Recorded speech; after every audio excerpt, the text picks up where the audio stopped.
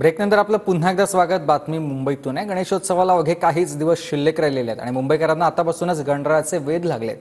ठिकठिकाणी गणरायाचं पाद्यपूजन करण्यात येत आहे. आज ढोल ताशाच्या गजरात खेतवाडीच्या बाप्पाचं पाद्यपूजन पार पडलंय.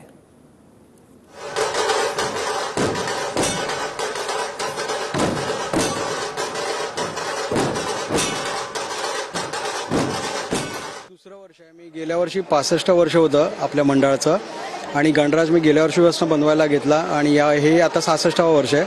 तर आपली मूर्ती ही असते 15 फुटाची मूर्ती असते राजाची आणि गणराज हा आम्ही राजेशाही थाटातच बसवतो.